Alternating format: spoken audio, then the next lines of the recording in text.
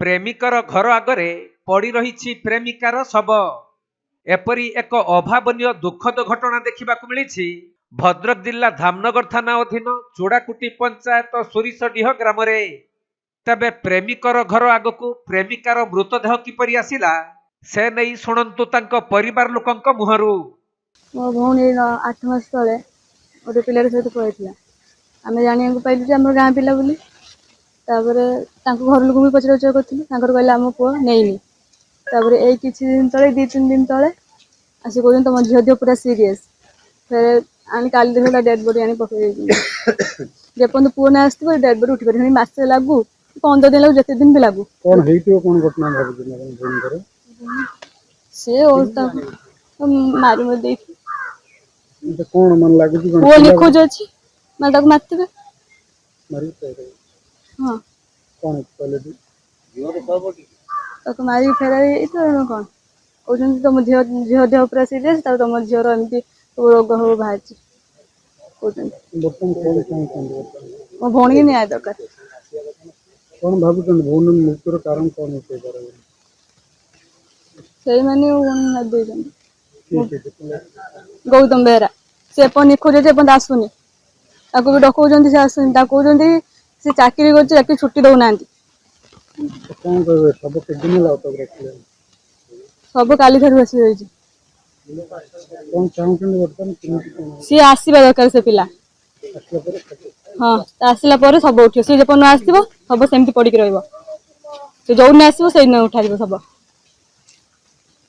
तबे सोरिशडीह ग्रामर गुलेक सुतारंक 16 वर्षीय झियो लिली राणी सुतारंकु सही ग्रामर दुर्योधन बेहरांक पुओ गौतम बेहरा गत 8 मास तले बेंगालुरु को नहीं पळाइथिले। तेणु झियो को न पाई तांको परिवार लोक माने धामनगर थाना रे लिखित अभियोग करिबा सह पुओ घर परिवार लोकंकु तांको झियो संपर्क रे पचारिथिले भी से माने ए विषय रे जानि नथिबा कथा कहिथिले।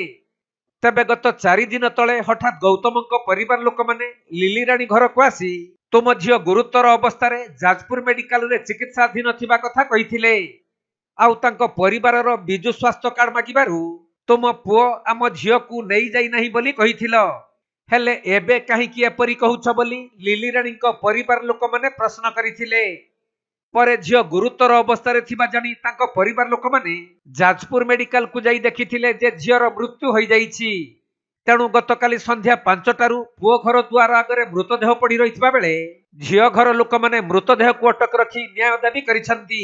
8 मास हला फरार थिला जदी फरार थिला मु तांको कथा भी पचरा उचरा करूची मो छुआ तम घर के जाई से तार मानिलेनी 2 दिन तले झियो जेतो सीरियस पूरा होईची अलगा लोक को खबर पाउछु जे झियो होईची झियो को मोला बेले ताको लोक के थिले कान के ना झियो होईची दियो पूरा सीरियस बाहर लोक को खबर पाउ से माने आसी कि जणौ नांती जणै थिने किछि कोन करि था से भी जणैलेनी झियो पूरा कंडीशन तले सीरियस होईची 2 दिन तले आसी हम बिजु स्वास्थ्य कार्ड मारछु तो आमे कहनु तुम घर तो मना कल तुम घर झियो जाइनी ए सुन आमे बिजु स्वास्थ्य कार्ड कहू तुम घर कोन झियो जाइछि कि हेडु कहि कि झियो पूरा तले कंडीशन सीरियस है आमे नहीं मेडिकल दा जतले नहीं गए गनु देखिबा गला आलु झियो पूरा सीरियस काली चली गला डेड बॉडी अपन तो ये करके देई नहीं मु दे रखी से पुआ आसीबो पुआ मारी देछि कोन करिछि कि औषध करी मारी देछि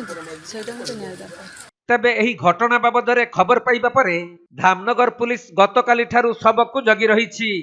सेपटे प्रेमिक युवक गौतम फेरार रहिथिबारु झियो घर परिवार लोक माने दाबी करी बसी रहिछंती जे पुओ न आसीबा पर्यंत आमे मृतदेह छाड़िबु नाही काहे किना आम झियो को गौतम ही हत्या करिथिबा अभियोग आनिछंती।